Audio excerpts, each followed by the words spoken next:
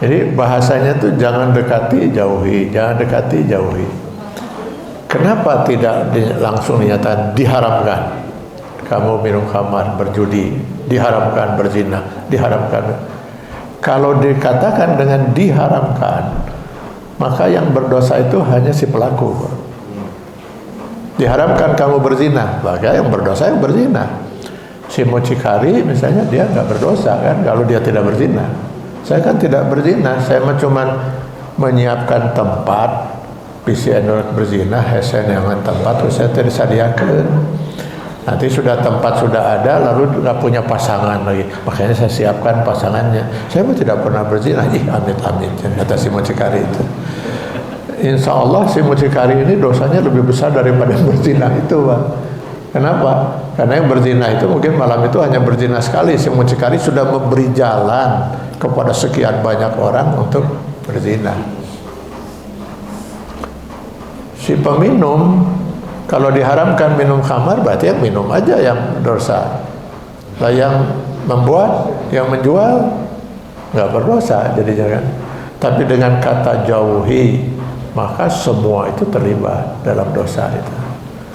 Saya membayangkan malah si peminum itu hanya memikul dosa karena dia minum. Nanti si peminum itu akan mengatakan, baik Allah, itu dosa saya. Tapi andai kata dulu tidak ada toko yang menjual, saya kan gak akan mungkin jadi minum juga. Bayang itu si pemilik toko bakal diseret oleh Allah Subhanahu wa taala. Kenapa kamu menjual minuman keras itu? Ya, itulah dosa saya Allah itu. Saya mau gimana lagi dia? Tapi andai kata dulu tidak ada pabrik yang memproduksi minuman keras itu, nah saya juga apa yang mau saya jual? Saya kan tidak memproduksi, saya cuma sekedar menjual hasil produksi pabrik itu. Kebayang si pemilik pabrik itu diseret lagi oleh malaikat gitu di dalam sidang itu nanti itu, sidang itu. Kenapa kamu?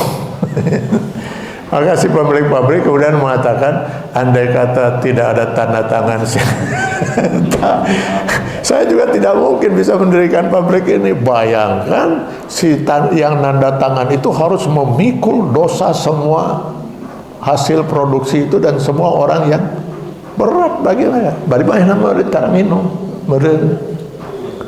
Tapi tanda tangannya itu, saya ingat dulu itu Pak, zamannya Pak Wali Kota Pak Dada.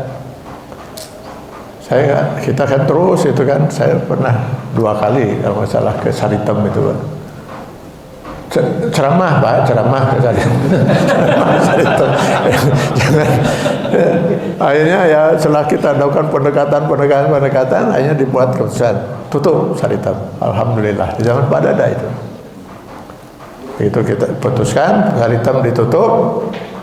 Lalu Dewi Sartika, nah ini ada lagi di Bandung, itu bukan satu tempat, stasiun waktu itu kan. Dewi Sartika juga, Dewi Sartika kemudian datang ininya menemui Pak Dada, beri kami waktu 6 bulan lah, artinya jangan dulu diputuskan ditutup, beri kami waktu 6 bulan untuk mengalihkan modal lah segala macam, itulah alasannya itu kan itu. Nah, Pak Dada telepon saya, gimana itu? Ya, saya bilang terserah Pak Dada. Kalau Pak Dada mau izinkan 6 bulan, berarti Pak Dada harus siap untuk memikul dosa orang yang berzina selama 6 bulan. Terserah Bapak itu. Oh ya mau alat tuh juga siap. Putuskan tidak diizinkan kan itu ya. Jadi semua itu bisa saling.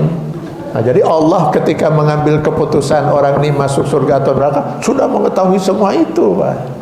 Sudah mengetahui semua itu. Hanya si manusianya yang tidak tahu lengkap persoalan itu sampai sedetil-detilnya itu. Kalau Allah Maha tahu detil semua apa yang terjadi pada manusia itu.